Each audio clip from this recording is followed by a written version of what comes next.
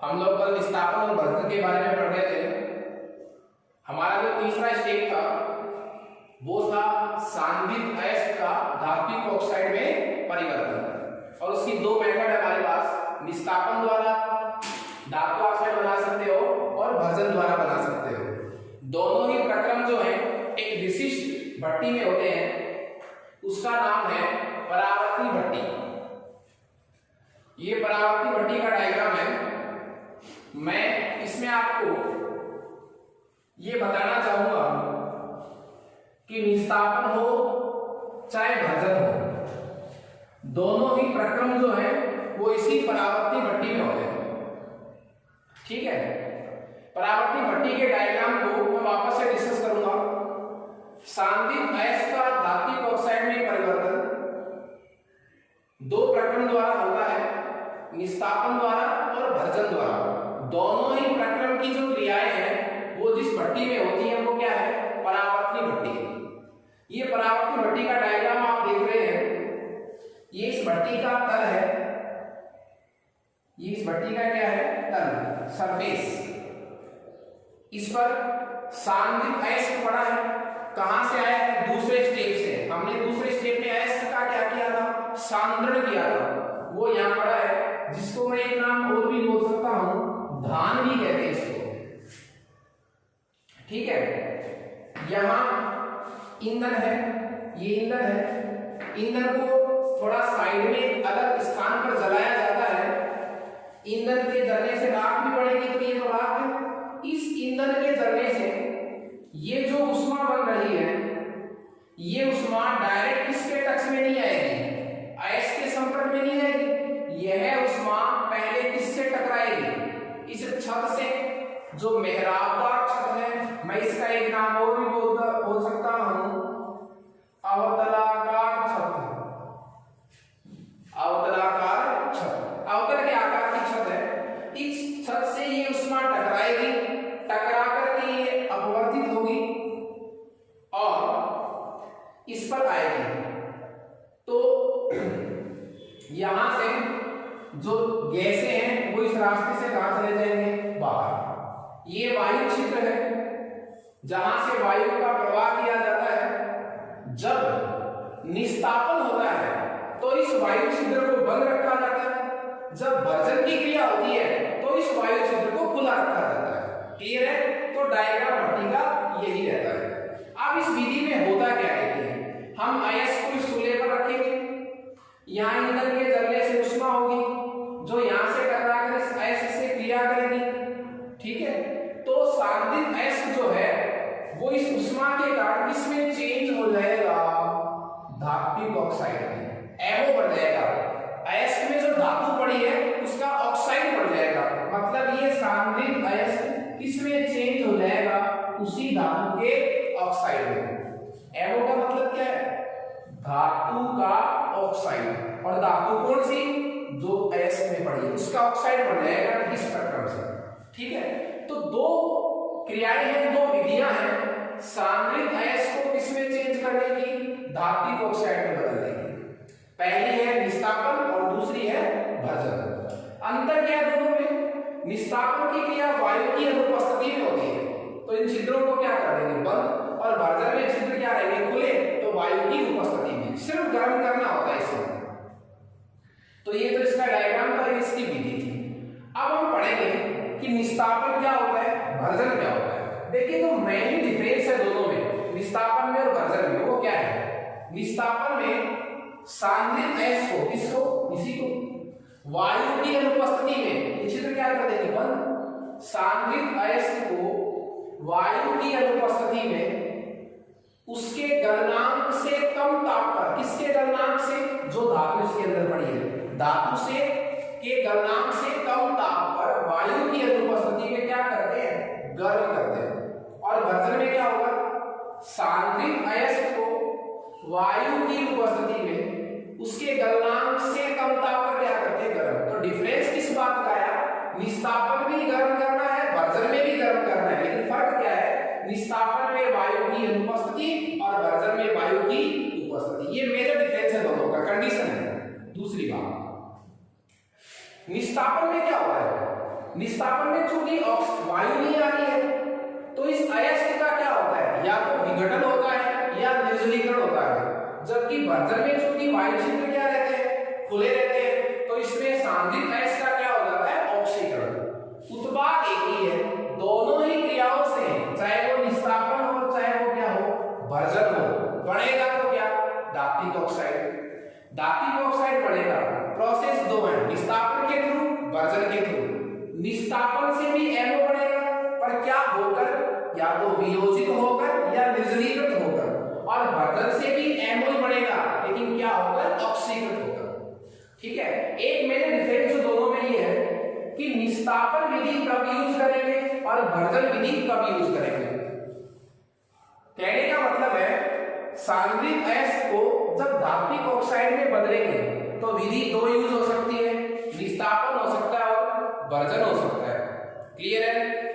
निस्तापन में क्या है कि हमें ये कैसे पता चलेगा कि भर्जन नहीं करवाना, तो यदि वो अयस्क ऑक्साइड है, कार्बोनेट प्रकार का, जैसे जिंक है, मान लीजिए ये जिंक धातु के दो अयस्क है, मैं लिख रहा हूं सूत्र। एक तो होता है ZnS जिंक सल्फाइड, जिसको मैं जिंक ब्लेंड भी कहता हूं। एक होता है ZnCO3 जिसको मैं कैलामीन बोलता हूं, कैलामीन।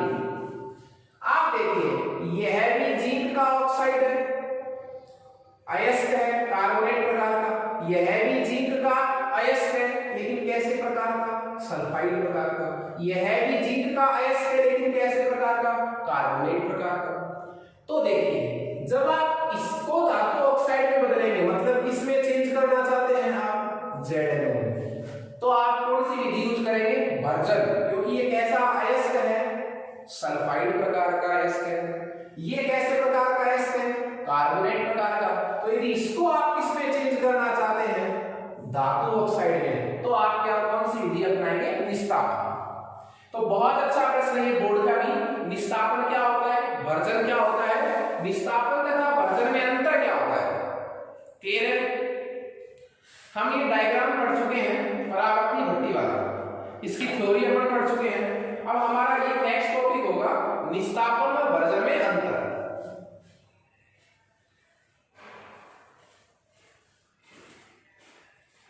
निस्तापन और भर्जन की परिभाषाएं भी इंपॉर्टेंट हैं और दोनों में अंतर का प्रश्न भी बोर्ड में बहुत बार पूछा गया है। तो हम इस अंतर को बोर्ड पर टेबल बनाकर शो करें।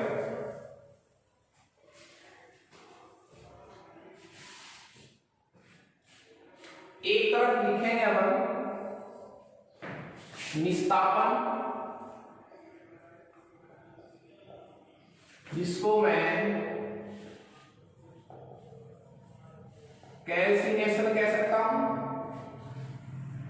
और एक तरफ मैं लिखूंगा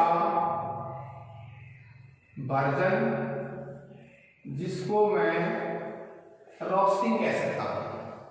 ठीक है, निस्तापन और भर्जन में अंतर देखिए। आप मुझे एक बात में पहले रिवाइज कर दूं, निस्तापन और भर्जन क्या है, दो विधियां हैं। क्या करने की विधियां हैं, सांद्रित अयस्क को इसमें चेंज करने की दो विधियां हैं। धात्विक ऑक्साइड, धातु कौन सी जो अयस्क में पड़ी, ये कौन सा स्टेप पढ़ रहे हैं, थर्ड स्टेप। सांद्रित अयस्क कहां होकर आता है, दूसरे स्टेप में प्राप्त होता है। पहला स्टेप क्या था, बुरादा, दूसरा क्या था, बुरादे का सांद्रण। कितनी विधियों द्वारा, 4 विधियों द्वारा। अब तीसरे स्टेप में उस सांद्रित अयस्क का क्या बनाएंगे, धात्विक ऑक्साइड। कितनी विधियों द्वारा, 2 विधियों द्वारा। देखिए निस्तापन कब यूज करना है, निस्तापन की परिभाषा से डिस्कस करने पर किसको,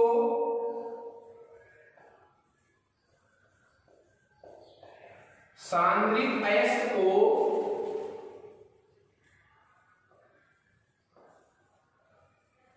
वायु की अनुपस्थिति में, सांद्रित अयस्क को वायु की अनुपस्थिति में धातु के द्रव्यांक से कम ताप पर गर्म करने की प्रक्रिया क्या कहलाती है? निस्तापन कहलाती है। वर्जन में क्या होगा देखते हैं, चेंज क्या होगा? सांद्रित अयस्क को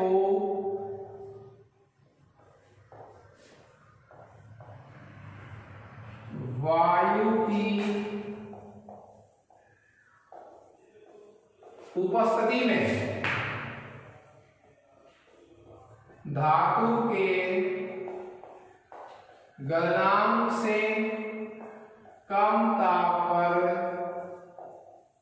गर्म करने की प्रक्रिया क्या कहलाएगी? भर्जन कहलाएगी। तो सिर्फ क्या कहते हैं, ये इसका डिफरेंस है। रिजल्ट एक ही है, निस्तापन कराओ चाहे भर्जन कराओ, बढ़ेगा तो क्या? धात्विक ऑक्साइड। काम में क्या लेंगे? सांद्रित अयस्क। किसमें चेंज करेंगे इसको? धात्विक ऑक्साइड में। विधियां कितनी है? दो। फर्क क्या है? वायु की अनुपस्थिति में और वायु की उपस्थिति में। तो फिर दोनों में सिमिलरिटी क्या है? गर्म करना। धातु नहीं गल जाए उससे कम ताप पर क्या करना? गर्म करना। दूसरा जो मेजर डिफरेंस है वो ये है कि यह विधि कब यूज करते हैं? इस विधि द्वारा कोई ऑक्साइड हो, वो चाहे जलयोजित हो, जलयोजित ऑक्साइड या कार्बोनेट प्रकार के अयस्कों हेतु प्रयुक्त। कौन से अयस्क को धात्विक ऑक्साइड में बदलेंगे इस विधि द्वारा? किसको बदलेंगे? ऑक्साइड हो या कैसा हो? कार्बोनेट प्रकार का। जैसे देखिए आप, जैसे बताइए ये जिंक का कैसा अयस्क है? ZnCO3, ये कार्बोनेट अयस्क है। ये जिंक का कैसा अयस्क है? जिंकाइट, ऑक्साइड प्रकार का अयस्क है। तो यदि इनको आपको किसमें चेंज करना हो, जिंक ऑक्साइड में, तो आप विधि कौन सी यूज करेंगे? निस्तापन। यह विधि कैसे अयस्कों के लिए? सल्फाइड अयस्कों हेतु उपयोगी। जैसे एग्जांपल PbS, ZnS। यदि आप जिंक सल्फाइड से जिंक निकालना चाह रहे हो तब तो भर्जन करोगे, और यदि जिंक कार्बोनेट से आप क्या निकालना चाह रहे हो? जिंक, तो क्या करोगे? उसका निस्तापन। थर्ड देखिए, जो मेजर अंतर है वो ये दो ही थे, ठीक है। लेकिन देखिए जब निस्तापन होता है तो सांद्रित अयस्क किसमें चेंज होता है? धात्विक ऑक्साइड में। लेकिन क्या होकर, क्या प्रोसेस होकर? या तो उस सांद्रित अयस्क का क्या होता है? अपघटन होता है, या क्या होता है? डिहाइड्रेशन, निर्जलीकरण। अपघटन या निर्जलीकरण की प्रक्रिया होती है, प्रक्रिया द्वारा। कहने का मतलब क्या होगा? जब सांद्रित अयस्क धात्विक ऑक्साइड में बदलेगा तो या तो क्या होगा? अयस्क का अपघटन होगा, या फिर इस अयस्क का क्या होगा? निर्जलीकरण होगा। तो वो किसमें चेंज होगा? धात्विक ऑक्साइड में। जबकि भर्जन में भी वही चेंज होगा। सांद्रित अयस्क किसमें चेंज होगा? धात्विक ऑक्साइड में। लेकिन किसके थ्रू? ऑक्सीकरण के थ्रू। सांद्रित अयस्क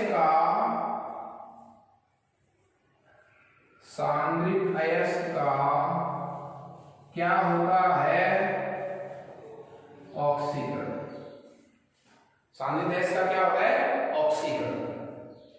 तो इसमें तो ऑक्सीकरण के थ्रू एमओ बढ़ता है, इसमें अपघटन या निर्जलीकरण के थ्रू क्या बढ़ता है? एमओ बढ़ता है। क्लियर है? और देखिए तीन अंतर हमने पढ़ लिए, लेकिन जो मेन बात थी इसमें दोनों की परिभाषा थी, दोनों के एग्जाम्पल, दोनों की प्रोसेस। क्लियर देखिए इसमें एग्जाम्पल दोनों के।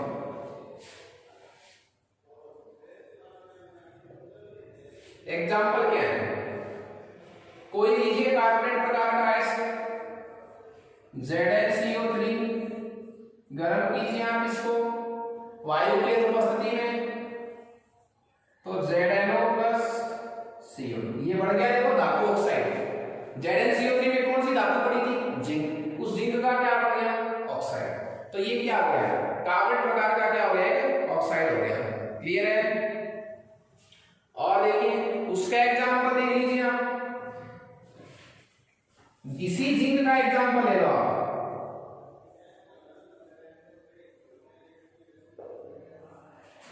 ZnS, ये जिंक का कार्बोनेट एसिड है, ये जिंक का सल्फाइड एसिड है। तो इस बार गर्म तो करेंगे लेकिन प्रोसेस क्या होगी? वायु की उपस्थिति में, यहाँ वायु की उपस्थिति में गर्म तो करना पड़ेगा। तो ये ZnO प्लस SO2, मैंने बैलेंस नहीं किया समीकरण को, तो यहाँ भी वही प्रोडक्ट बन रहा है, जिंक ऑक्साइड। यहाँ भी क्या था? जिंक ऑक्साइड, पर ये वायु की उपस्थिति में, ये क्या हो गया? अनुपस्थिति। तो ये बहुत अच्छा प्रश्न था, निस्तापन व भर्जन में अंतर, वेरी इंपॉर्टेंट क्वेश्चन। निस्तापन भर्जन में अंतर मुख्य, निस्तापन भर्जन है क्या? सांद्रित अयस्क को धातु ऑक्साइड में बदलने की क्रिया। ठीक है, ये वायु की उपस्थिति में, उपस्थिति में ऑक्साइड अयस्क या कार्बोनेट अयस्क हो तो ये विधि यूज करेंगे, सल्फाइड अयस्क हो तो भर्जन करेंगे। इसमें धात्विक ऑक्साइड में कैसे बदलता है? या तो अपघटित होकर बदलता है, निर्जीवित होकर बदलता है। काम इसमें भी वही होता है, अयस्क किसमें चेंज होता है? धात्विक ऑक्साइड में, लेकिन किसके थ्रू? उस अयस्क का क्या होता है? ऑक्सीकरण। क्लियर है? बहुत अच्छा क्वेश्चन स्टूडेंट। अब हमने 3 स्टेप पढ़ लिए इसमें। हम टॉपिक क्या पढ़ रहे थे? धातुकरण। अयस्क से धातु प्राप्त करने के प्रक्रम को क्या बोला गया था? धातुकरण। क्लियर है? अयस्क समझ रहे हैं आप? अयस्क का मतलब क्या है? वह खनिज जिससे हमें क्या प्राप्त हो सके? धातु प्राप्त हो सके, वो क्या कहलाएगा? अयस्क। तो अयस्क जो है वह खनिज है जिसे हमें क्या प्राप्त होती है? धातु। धातुकरण के हमने 5 स्टेप बताए थे आपको। धातुकरण के कितने स्टेप बताए थे? 5। मतलब अयस्क से धातु प्राप्त हो जाए शुद्ध अवस्था में, वहां तक आपको कितने स्टेप के थ्रू जाना पड़ेगा? 5 स्टेप के थ्रू जाना पड़ेगा सर। मैं उस स्टेप्स को रिवाइज कर रहा हूं। 5 स्टेप का पहला स्टेप आप लोगों ने भी पढ़ा है, क्या था? अयस्क को पीसना। अयस्क को पीसना। सबसे पहले अपन क्या करते हैं? अयस्क को पीसते हैं। अयस्क के बड़े बड़े टुकड़े होते हैं और उनको जार प्रेशर की सहायता से अपन छोटे टुकड़ों में बदलते हैं। छोटे टुकड़ों को अपन स्टैम्प मिल की सहायता से अपन बुरादे में बदलते हैं। ठीक है, उसके बाद दूसरा स्टेप जो था हमारा, वो था अयस्क का सांद्रण, उसकी सजावट, उसका सज्जीकरण, प्रसाधन भी कह सकता हूं। तो मैं एक बार थोड़ी सी आपको पिछले वाला भाग रिपीट करवाता हूं थोड़ा सा। हम क्या पढ़ रहे थे? धातुकरण। चैप्टर की टोटल थ्योरी का स्कीम आपको रिवाइज करवा रहा हूं। टॉपिक क्या था हमारा? धातुकरण। क्या मतलब हुआ इसका? अयस्क से क्या प्राप्त करने की प्रक्रिया? धातु। अयस्क से धातु प्राप्त करने की जो प्रक्रिया है, इस प्रक्रिया का नाम क्या है? धातुकरण। अयस्क से हमें धातु प्राप्त करनी है, वो भी कैसी अवस्था में?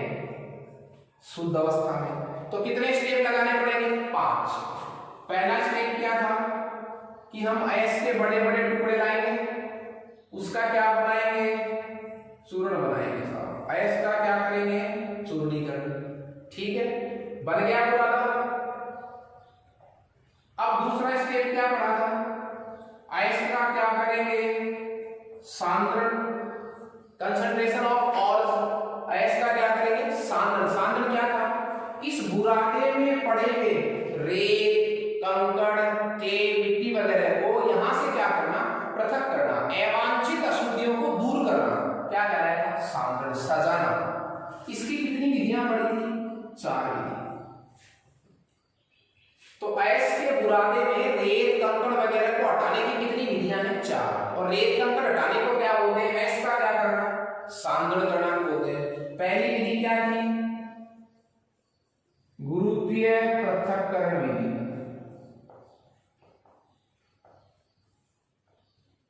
दूसरी विधि क्या थी? चुंबकीय पृथक्करण विधि। तीसरी विधि तो बहुत इंपॉर्टेंट थी, जारपल्लर विधि। और चौथी विधि थी वो क्या कहलाती थी? रासायनिक विधि या निष्कासन। क्लियर है? 4 विधि हम 4 विधि पढ़ चुके हैं। थर्ड स्टेप क्या था? देखिए बुरादा बन गया पहले स्टेप में, दूसरे स्टेप में क्या कर रहे हैं? इसका सांद्रण कर रहे हैं। कितनी विधियां हैं? 4। अब यहां से जो एस प्राप्त होगा किसी एक विधि द्वारा, उस एस को, उस बुरादे को आप सिर्फ एस नहीं बोलेंगे, क्या बोलेंगे? इन चारों विधियों से जो प्राप्त होता है उस एस का नाम अलग हो जाता है। क्या? सांद्रित एस। सांद्रित एस का मतलब क्या हुआ? इस एस में से रेत कंकड़ मिट्टियां वगैरह क्या हो गई? बाहर हो गई। अब तीसरा स्टेप क्या है? वो है आज पढ़ाएंगे हमने सांद्रित अयस्क का किसमें चेंज? धातु ऑक्साइड में परिवर्तन। हम उस अयस्क को किसमें चेंज कर देंगे? धातु ऑक्साइड में। मतलब किसमें? MO। MO का मतलब क्या है? धातु जो हमें प्राप्त करनी है, जो अयस्क में पड़ी है, उस धातु का क्या बना देंगे? ऑक्साइड। क्लियर है? इसकी कितनी विधियां पढ़ी हमने? 2। कौन कौन सी? निस्तापन द्वारा की सांद्रित अयस्क किसमें चेंज होगा? धात्विक ऑक्साइड में। और किसके द्वारा भी चेंज होगा? भर्जन द्वारा। ये 3 स्टेप हम इसमें पढ़ चुके हैं। क्लियर है? 3 स्टेप पढ़ने के बाद हमारे पास क्या रिजल्ट आ रहा है? MO। मतलब क्या बन गया? MO। हमें करना क्या है? हमें चाहिए क्या? M। तो देखिए जो कौन सा स्टेप है, कितने स्टेप बचते हैं हमारे पास? 2 स्टेप बचते हैं। 3 स्टेप हम पढ़ चुके हैं। चौथा जो स्टेप है वो क्या है? हमारे पास क्या है तीसरे स्टेप से? MO। इस धात्विक ऑक्साइड, मतलब इसको मैं क्या बोल रहा हूं? MO। इस धातु ऑक्साइड को किसमें चेंज? धातु में परिवर्तन। मतलब MO से क्या बनाएंगे हम? M। किसको निकाल फेंकेंगे? ऑक्सीजन को। अब देखिए पहले क्या करेंगे? धात्विक ऑक्साइड, फिर क्या रहेगा? धातु। तो धात्विक ऑक्साइड को किसमें चेंज करना? धातु में चेंज करना। क्या कहलाएगा ये? फोर्थ स्टेप कहलाएगा। हमें करना क्या है? इस ऑक्सीजन को क्या कर दिया हमने? देखो बाहर कर दिया। तो ऑक्सीजन का बाहर निकलना क्या होता है? अपचयन। तो ये क्रिया मैं ऐसे भी कह सकता हूं, धातु ऑक्साइड का धातु में अपचयन। क्यों? क्योंकि MO का हमने क्या कर दिया? अपचयन कर दिया साहब। क्या कर दिया? अपचयन। अपचयन क्यों कह रहा हूं मैं? क्योंकि MO से क्या निकल रही है? ऑक्सीजन। और ऑक्सीजन का निकलना क्या होता है? अपचयन। अच्छा, ये काम जो पदार्थ करेगा वो क्या कहलाएगा? अपचायक। क्या कहलाएगा? अपचायक। रिडक्टेंट कहलाएगा। समझ रहे हैं मेरी बात आप? MO को किसमें चेंज करना है? M में। प्रोसेस क्या कहलाएगी? रिडक्शन। अपचयन क्यों? क्योंकि ऑक्सीजन बाहर निकल रही है। और अपचयन करने वाले पदार्थ क्या कहलाएंगे? अपचायक। तो हमें क्या चाहिए? हमें चाहिए धात्विक ऑक्साइड को धातु में बदलने के लिए कैसे पदार्थों की आवश्यकता है? हमें अपचायक, जो क्या कर सकते हैं? अपचयन कर दे। अपचयन का मतलब जो इस MO में से किसको निकाल फेंके? ऑक्सीजन को बाहर कर दे। और हमारे पास क्या प्राप्त हो जाए? M। लेकिन यह जो M है वो कैसी अवस्था में है? अशुद्ध। और 5वां स्टेप हमारे पास क्या है? इस जो प्राप्त हो गई ना आपको, देखिए धातु तो आपको चौथे स्टेप में मिल गई, लेकिन कैसी अवस्था में है वो? अशुद्ध में। अशुद्ध M का किसमें परिवर्तन? शुद्ध धातु में परिवर्तन। और इसकी बहुत सारी विधियां हैं। आसवन, द्रववाष्प परिसर, मंडल परिष्करण, बाण विधि, ठीक है, वानार्घ्य विधि, विद्युत अपघटन, अधिशोषण विधि, मणलेखी विधि, ठीक है। हम 3 स्टेप पढ़ चुके हैं, चौथा स्टेप हम पढ़ने जा रहे हैं। कौन सा? धात्विक ऑक्साइड को किसमें चेंज करेंगे? धातु में। क्रिया क्या कहलाएगी? अपचयन। जो अपचयन करेगा वो क्या कहलाएगा? अपचायक। तो हमें ये देखना है MO को किसमें चेंज करना है? M में। क्लियर है? इसकी भी बहुत सारी विधियां हैं। आप कोक द्वारा अपचयन कर सकते हैं, एल्यूमिनियम द्वारा अपचयन कर सकते हैं, कुछ का स्वतः अपचयन हो जाता है, कुछ को विद्युत अपघटन द्वारा आप अपचयन कर सकते हैं। तो आप हमारा जो 4th स्टेप है वो हम शुरू करने जा रहे हैं। धातुकरण का हमारे पास 4th स्टेप और वो है धात्विक ऑक्साइड को किसमें चेंज करना? बोलिए, धातु में। मैं आपको एक चीज पहले बता चुका हूं और वो मैं लिख भी चुका हूं कि धात्विक ऑक्साइड जब किसमें चेंज होगा? धातु में। तो ये प्रक्रिया क्या कहलाएगी? अपचयन। क्यों? क्योंकि हम MO को किसमें चेंज कर रहे हैं? M में। और MO में M में फर्क क्या है? यहां से कौन निकल गई? ऑक्सीजन। ऑक्सीजन का निकलना कौन सी प्रोसेस होगी? अपचयन। तो अपचयन करने वाले पदार्थ क्या कहते हैं? अपचायक। तो इस प्रोसेस को मैं डिटेल से पढ़ा रहा हूं आपको। जो चौथा स्टेप है वो हमारे पास है और वो है धात्विक ऑक्साइड का धातु में अपचयन। धात्विक ऑक्साइड का किसमें अपचयन? धातु में अपचयन। इसमें मैं एक बात आपको पहले बताना चाहूंगा। धातु ऑक्साइड को धातु में अपचयन करवाने के लिए हमें जो पदार्थ चाहिए उनको क्या बोलूंगा मैं? अपचायक। क्या बोलूंगा? अपचायक। तो हमें अपचायक के रूप में कौन कौन से पदार्थ हम ले सकते हैं ये हम इसमें पढ़ेंगे। मैं आपको बता चुका हूं सबसे उत्तम जो पदार्थ है वो कोक है, कार्बन का एक्स्टर्नली अपवर्ड, जिसको मैं क्या कहता हूं? कोक। ठीक है? तो देखिए इसमें हम 4-5 विधि पढ़ेंगे। किसमें? धात्विक ऑक्साइड को जब किसमें चेंज करेंगे? धातु में। तो हम कितनी विधियां पढ़ेंगे? 4-5 विधियां पढ़ेंगे। ठीक है? तो देखिए इसमें मैं जो नाम बताऊंगा आपको वो ये है, 4 विधियां हैं। पहली विधि जो है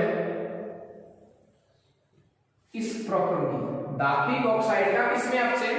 धातु में अपचयन के लिए कितनी प्रोसेस पढ़ेंगे अपन? 4। पहला तरीका पढ़ेंगे कॉक द्वारा अपचयन। मतलब क्या हुआ? धात्विक ऑक्साइड को धातु में अपचयन करने के लिए हम कौन सा पदार्थ यूज करेंगे? कोक। कोक का मतलब क्या हुआ?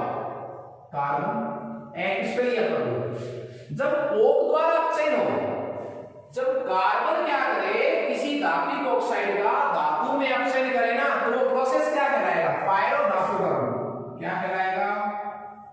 पायरोधातुकरण। इसका एक नाम और भी है, उताप धातुकरण। ठीक है? उताप धातुकरण। दूसरी बात, आप किसके द्वारा भी, एल्यूमिनियम धातु द्वारा भी किसी धात्विक ऑक्साइड को किसमें अपचयन करवा सकते हैं? धातु में। कुछ ऐसे ऑक्साइड हैं जिनके लिए किसी अपचायक की जरूरत ही नहीं है, वो अपने आप ही M टूट जाते हैं। मतलब धात्विक ऑक्साइड का किसमें अपचयन हो जाता है? धातु में। तो ऐसी प्रोसेस को क्या बोलूंगा मैं? स्वतः अपचयन। और जो चौथा लास्ट हमारे पास है ब्रह्मास्त्र, वो क्या है? वैद्युत अपचयन। धारा प्रवाहित करके वैद्युत धातुकरण भी हम इसको कह सकते हैं। क्लियर है?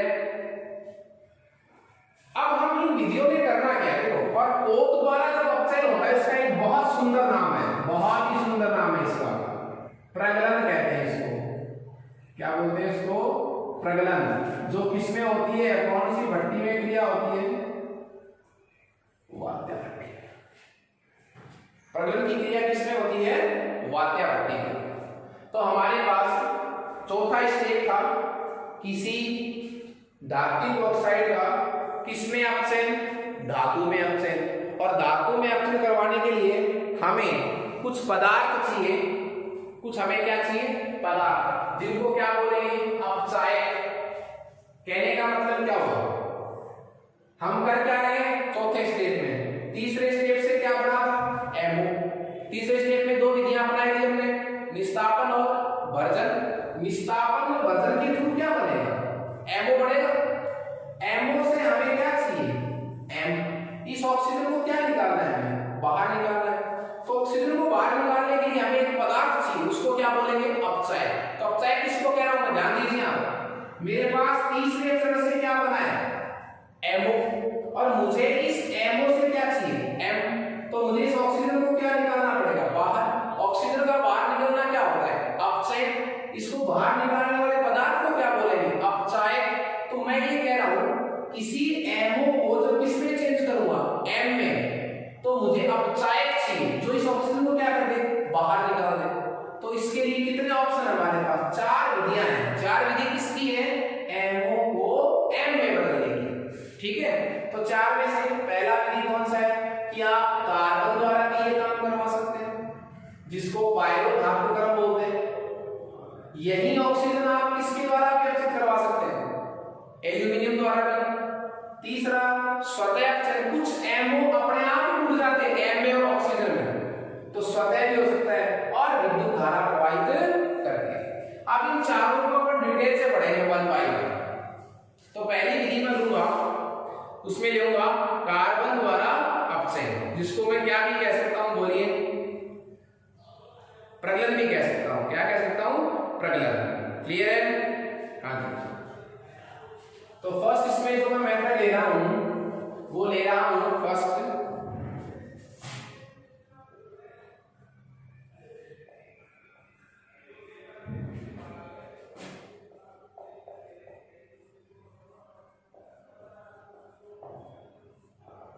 कोक द्वारा अपचयन, और जिसका प्रचलित नाम क्या है, प्रगलन।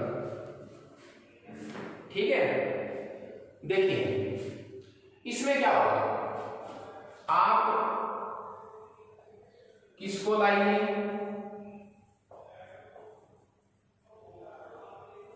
धात्विक ऑक्साइड को लाइए, जो हमें कहां से मिलेगा, तीसरे स्टेप से। धात्विक ऑक्साइड में हम मिलाएंगे कोक, जिसको मैं क्या कहूंगा, कार्बन, प्लस क्या मिलाऊंगा, गालक।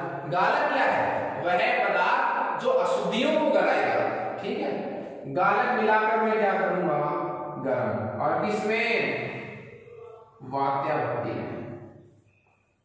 वात्या भट्टी में इसको क्या करूंगा, गर्म करूंगा। तो हमें क्या प्राप्त होगी, धातु, धात्विक ऑक्साइड, मैं जिसको क्या कह सकता हूं, एम। सिर्फ क्या बन जाएगी, एम। ऑक्सीजन निकल जाएगा, पर यह शुद्ध है वो एक अलग बात है। धातु प्लस धातुमल, और वो भी कैसा, कई बार तो क्या अगर्मीय धातुमल जो पहले में रहेगा, प्लस सीओ निकल सकता है, CO2 गैस बाहर जा सकती है।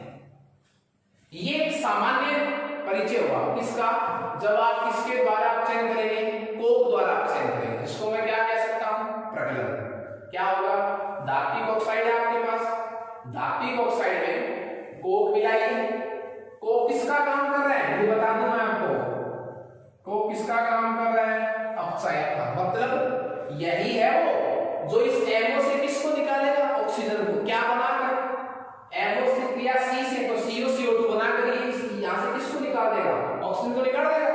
तो कोक किसका काम कर रहा है, अपचायक का काम कर रहा है, ठीक है। वात्या भट्टी में प्रोसेस होगी उच्च दाब पर, तो एमओ किस में अपचयित हो जाएगा, एम। इसकी ऑक्सीजन को कौन निकाल के ले जाएगा, कार्बन। किस रूप में निकाल देगा, CO या CO2 के रूप में। जो गालक है वो अशुद्धियों से क्रिया करके क्या बना लेगा, धातु बल बना लेगा, ठीक है। मैं इसको ये भी कह सकता हूं, मान लीजिए आपके पास एक चीज पहले अपन डिस्कस कर लें, ये जो है कौन, गालक। गालक का मतलब क्या हुआ, अशुद्धियों को गलाने वाला, अशुद्धियों को क्या करने वाला, गलाने वाला। अब गालक के रूप में क्या लें, कैसे पदार्थ को लें जो गालक का काम करता हो, अशुद्धियों को गला दे। इसके लिए हमें ये चाहिए कि अशुद्धि कैसी है। मेरे कहने का मतलब है कि मैं आपको बता चुका हूं, पहले हम गालक के बारे में थोड़ा पढ़ लें। गालक का मतलब क्या होगा, गालक का मतलब क्या है, वह पदार्थ जो किससे क्रिया करके, बोलिए, अशुद्धियों से क्रिया करके धातुमल बना लेगा, उसे क्या बोलेंगे अपन, गालक। अब कैसा गालक हमें यूज करना है, यह इस बात पर डिपेंड करेगा कि अशुद्धि कैसी है। यदि अशुद्धि हमारे पास अम्लीय है तो गालक क्षारीय लेना पड़ेगा, अशुद्धि क्षारीय है तो गालक हमें अम्लीय लेना पड़ेगा। ठीक है, ये बात हमें ध्यान रखनी है। तो गालक का मतलब क्या हुआ, वे पदार्थ जो अशुद्धियों से क्या करेंगे, क्रिया करके धातुमल बनाएंगे, वो क्या कहलाएंगे, गालक कहलाएंगे। ठीक है, जैसे देखिए आप, दो प्रकार के गालक हो गए, गालक पदार्थ। गालक पदार्थ कितने प्रकार के हो गए, दो प्रकार के, और वो है अम्लीय गालक और बी है हमारे पास क्षारीय गालक। अम्लीय गालक मैं कब यूज करूंगा, जब अशुद्धि कैसी होगी, क्षारीय। अम्लीय गालक कब यूज करूंगा, जैसे एग्जांपल सिलिका। सिलिका एक ऐसा गालक है, अम्लीय गालक है। ये कब यूज करूंगा, जब अशुद्धि कैसी होगी, क्षारीय। अम्लीय गालक कब यूज करना पड़ेगा, जब अशुद्धि कैसी होगी, क्षारीय, क्षारीय अशुद्धि। ठीक है, और क्षारीय गालक का मतलब क्या हुआ, जब हम क्या करेंगे, अशुद्धि कैसी हो, अम्लीय, तो गालक कैसा काम में आएगा, बोलिए, क्षारीय। तो देखिए कैल्शियम ऑक्साइड, जिसको मैं चूना भी कह सकता हूं, ये क्षारीय गालक है, लेकिन ये कब यूज आएगा, जब अशुद्धि कैसी हो, अम्लीय, अम्लीय अशुद्धि। जैसे ये लिखिए, इसमें अशुद्धि के एग्जांपल CaO है, MgO है। अम्लीय अशुद्धियों का एग्जांपल लीजिए आप, सिलिका है। तो मैं दो प्रकार के आपको गालक पदार्थ बता रहा हूं, कौन कौन से, अम्लीय गालक, क्षारीय गालक। ये मिलाएंगे अपन किसमें, जब प्रज्वलन करेंगे, वात्या भट्टी में गर्म करेंगे, जब हम कोक द्वारा अपचयन करेंगे, किस काम में आएगा, ये अशुद्धियों को गलाने के काम में आएगा। तो दो प्रकार के गालक पदार्थ हो गए, अम्लीय गालक और क्षारीय गालक। अम्लीय गालक का एग्जांपल सिलिका, मिट्टी। क्षारीय गालक का एग्जांपल चूना। एक एग्जांपल दिए मैंने। अम्लीय गालक कब यूज करेंगे, जब पड़ी हुई अशुद्धि कैसी हो, क्षारीय, जैसे कैल्शियम ऑक्साइड, MgO। अब क्षारीय गालक चूना कब यूज करेंगे, जब उसमें पड़ी हुई अशुद्धि कैसी हो, अम्लीय, जैसे कौन, सिलिका या मिट्टी। ठीक है, तो फर्स्ट हमारा था कोक द्वारा अपचयन। हम MO को M में, इसको MO को M में किसके द्वारा चेंज कर सकते हैं, कोक द्वारा। जैसे लेड धातु है, ठीक है, टिन धातु है, जिंक धातु है, ठीक है, तो उसमें अपन कोक लेंगे, वो तो अपचय का काम करेगा, गालक अशुद्धियों से क्रिया करेगा, वात्या भट्टी में तेज गर्म करेंगे। एग्जांपल अपन आगे बढ़ेंगे पूरे 5 स्टेप पढ़ने के बाद। दूसरी जो विधि हमारे पास है, किसकी विधि पढ़ रहा हूं मैं, MO को किसमें चेंज करने की, M में, धातु ऑक्साइड को धातु में चेंज करने की दूसरी विधि, और वो हमारे पास है, बोलिए क्या, एल्यूमिनियम द्वारा अपचयन। जब स्मॉल सेकंड मेथड क्या है, एल्यूमिनियम द्वारा अपचयन। इसका एक नाम और होता है, इसको थर्माइट प्रक्रम भी बोलते हैं, थर्माइट प्रक्रम, थर्माइट प्रक्रम। एल्यूमिनियम धातु द्वारा जब हम अपचयन करेंगे, जब हमारे पास धात्विक ऑक्साइड कैसा होगा, धात्विक ऑक्साइड हमारे पास होगा क्रोमियम का, क्रोमियम ऑक्साइड का। तो कुछ धात्विक ऑक्साइडों का धातु में अपचयन करवाने के लिए हम एल्यूमिनियम धातु को भी यूज कर सकते हैं। तो कौन सी धातु अपचय का कार्य कर सकती है, एल्यूमिनियम धातु भी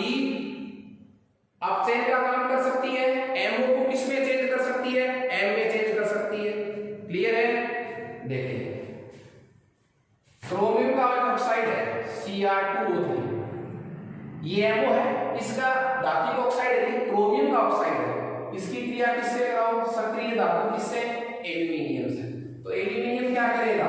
इसमें से ऑक्सीजन को बाहर निकाल देगा, इस पूरे को सिर्फ क्रोमियम में चेंज कर देगा, Cr+Al2O3। तो एल्यूमिनियम ने क्या किया? क्रोमियम के ऑक्साइड को सिर्फ किसमें चेंज कर दिया? धातु में। इसका मतलब एल्यूमिनियम भी किसका काम कर सकती है? अपचायक का काम कर सकती है। वो भी क्या कर सकती है? किसी धात्विक ऑक्साइड को धातु में चेंज कर सकती है। इसको गॉल्डस्मिथ थर्माइट प्रक्रम में बोलते हैं। तीसरा जो हमारे पास ऑप्शन है वो है स्वतः अपचयन। स्वतः अपचयन, स्वतः अपचयन का मतलब क्या हुआ कि जो एमओ है, जो कौन है? एमओ, वो अपने आप ही थोड़ा सा गर्म करने से, बिना किसी अपचायक की सहायता से, बिना किसी दूसरे पदार्थ की सहायता से ऑटोमेटिकली किसमें चेंज हो जाता है? धातु में चेंज हो जाता है। क्लियर है? वापस से सुन लीजिए आप। स्वतः अपचयन का मतलब क्या हो? अब तक देखिए हमने फर्स्ट में किसको यूज किया था? इस ऑक्सीजन को बाहर निकालने के लिए कार्बन को यूज किया था।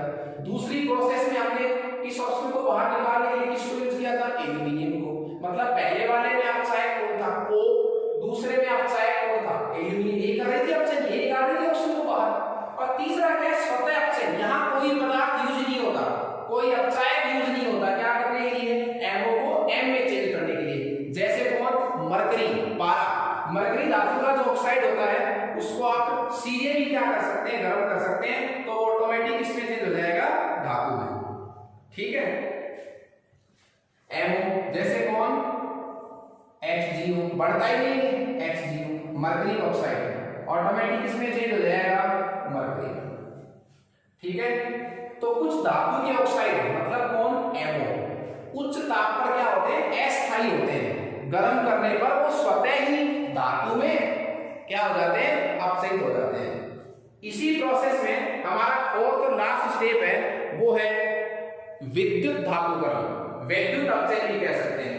अपन धारा प्रवाहित करके किसी एमओ को किस में चेंज करेंगे? एल में चेंज करेंगे। तीन स्टेप कौन से थे? कोक द्वारा अपचयन, एल्यूमिनियम धातु द्वारा अपचयन और स्वतः अपचयन। इसमें खास कौन सा है? एक तो प्रगलन और एक कौन सा? स्वतः अपचयन। स्वतः अपचयन में कोई क्या नहीं चाहिए हमें? कोई क्या नहीं चाहिए हमें? कोई अपचायक नहीं चाहिए इसमें हमें। ठीक है? ऑटोमेटिकली एम में चेंज हो जाता है। उसके बाद जो है लास्ट, वो हमारे पास है विद्युत अपघटनीय अपचयन। हम एमओ में एनोड का कैथोड लगाकर विद्युत धारा प्रवाहित करेंगे, विद्युत धारा प्रवाहित करेंगे तो एमओ जो है वो एम में परिवर्तित हो जाएगा। तो फोर्थ विधि जो हमारे पास है वो है विद्युत अपचयन। विद्युत अपचयन, विद्युत धातुकरण। ठीक है? इस विधि द्वारा कैसी धातुओं के ऑक्साइडों को धातु में बदलते हैं? सोडियम है, मैग्नीशियम है, एल्यूमिनियम है वगैरह सक्रिय धातु, जिनके ऑक्साइडों को किसमें अपचित करवा सकते हैं? धातु में अपचित करवा सकते हैं। तो क्या करते हैं अपन? इन धातुओं का गलित अवस्था में लेते हैं। इन धातुओं को क्या लेते हैं? गलित अवस्था में। धातु का मतलब क्या? धातु के किसको? ऑक्साइड। इन धातुओं के ऑक्साइड को आप क्या करेंगे? एक पात्र में लेंगे गलित अवस्था में। दो धातु की छड़ें, एनोड और कैथोड, और इसके द्वारा क्या प्रवाहित करेंगे? आप इसमें धारा प्रवाहित करेंगे ना। तो इन धातुओं के ऑक्साइड जो है, इनकी धातुएं हमें कहां प्राप्त होंगी? कैथोड। कैथोड पर हमें क्या प्राप्त हो जाएगा? एनओ। वो कैसा? अशुद्ध। तो चार विधि थी, चारों विधि एक ही काम कर रही है। विधि चार थी, कोक, एल्यूमिनियम, विद्युत और एक स्वतः अपचयन। चारों ही प्रक्रम में काम एक ही हो रहा था। धात्विक ऑक्साइड मतलब कौन? एमओ। किसमें चेंज हो रहा था? एम में। और ये काम कितने लोग कर रहे थे? 4। पहला कौन? ये काम कोक भी कर सकता है, ये काम एल्यूमिनियम भी कर सकता है, ये काम स्वतः भी हो सकता है, और ये काम हम धारा प्रवाहित करके भी करवा सकते हैं। तो आज हमें 4 स्टेप पढ़नी है धातुकरण के। 5वां स्टेप क्या होगा हमारे पास? चौथे स्टेप से क्या है हमारे पास? एमओ का एन में परिवर्तन ही तो है चौथा स्टेप, ये अशुद्ध है। तो 5वां चरण हमारे पास क्या हो जाएगा? अशुद्ध धातु का शुद्धिकरण, जो हम नेक्स्ट क्लास में क्या डिस्कस करेंगे। इसका वर्क मैं आपको भेज रहा हूं, आप कंटिन्यूस अपनी कॉपी में इस वर्क को करें। Okay, thank you friends.